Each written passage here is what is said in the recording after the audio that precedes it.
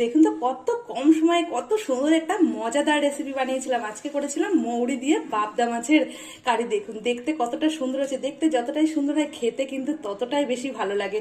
তো এত অল্প সময়ের মধ্যে, বেশি সময় লাগে না, এত অল্প সময়ের মধ্যে এত সুন্দর একটা রেসিপি কিন্তু দারুণ লাগে।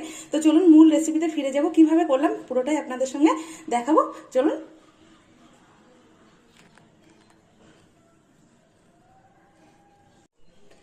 নমস্কার, আমি মিতালি, আপনারা দেখছেন মিতালিস কুকিং। আজকের রেসিপি হচ্ছে পাবদা মাছের একটা রেসিপি। পাবদা মাছটা কি দিয়ে করবো জানেন তো? আজকে পাবদা মাছটা করবো মৌরি আর কাঁচা লঙ্কা দিয়ে। পাবদা মাছ তো অনেক ভাবে খেয়েছেন, পাবদা ভাপা, পাবদা সর্ষে পাবদা, নানান রকম ভাবে খেয়েছেন, কিন্তু একবার হলেও বাড়িতে এইভাবে পাবদা মাছটাকে খেয়ে দেখুন কতটা টেস্টি হয়। একদম অন্যরকম একটা রেসিপি, দেখতে একদম ভুলবেন না কিন্তু পুরো রেসিপিটা আপনাদের দেখার জন্য অনুরোধ করব। এবার নুন, হলুদ আর একটু সরষের তেল দিয়ে নিয়েছিলাম, মাছের গায়ে খুব ভালো করে মাখিয়ে নেব। মাছটা নুন হলুদ মাখিয়ে 5 থেকে 7 মিনিটের জন্য একটু রেখে দেবো। আর আমার আজকে পাবদাটা বেশি একটা বড় না, মিডিয়াম সাইজের পাবদাটা। আর রেসিপিটা যেটা করব, এই পাবদাটা খেতে কিন্তু খুবই সুন্দর লাগে, মৌরি পাবদা খুবই ভালো লাগে। তো নুন হলুদ মাখিয়ে নিলাম, এবার মাছটাকে 5 থেকে 7 মিনিটের জন্য রেখে দেবো। প্লেটের মধ্যে নিয়ে নিয়েছি মৌরি, 2 চামচ মৌরি, আর এখানে 6টা থেকে 7টা কাঁচা লঙ্কা নিয়েছি, এদিকে নিয়েছি 2টো টমেটো। এবার মৌরি আর কাঁচা লঙ্কাটাকে পেস্ট করে নেবো। পেস্ট করার পরে কিন্তু টমেটোটা আলাদাভাবে পেস্ট করবো। পেস্ট করে রান্নাঘরে ফিরে আসছি। এদিকে কিন্তু আমার মশলাও রেডি হয়ে গেছে। এখানে লঙ্কা আর মৌরি কিন্তু বেটে নিয়েছি, মিক্সিং জারে করে নিয়েছি, টমেটো 2টো পেস্ট।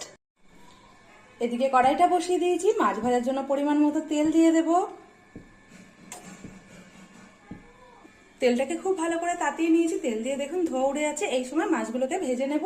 তেলটা কিন্তু একটু ভালো করে গরম না করলে মাছগুলো ভেঙে যাবে, সেই জন্য তেলটাকে খুব ভালো করে তাতিয়ে নিতে হবে। এবার এক একটা করে মাছ আমি দিয়ে দেবো। এবার মাছগুলোকে আস্তে আস্তে উল্টে দেবো। সমস্ত মাছগুলোকে উল্টে দিলাম, দুটোকে খুব ভালো করে ভেজে নেব। মাছগুলো কিন্তু খুব ভালো করে লাল লাল করে ভেজে নিয়েছি, ভাজা হয়ে গেছে। এবার মাছগুলোকে আমি তুলে নেবো এক একটা করে।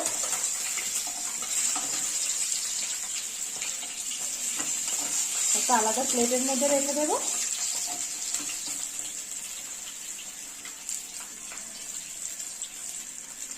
সব মাছগুলো কিন্তু আমার ভাজা হয়ে গেছে, এবার আমি তুলে নেবো মাছগুলো।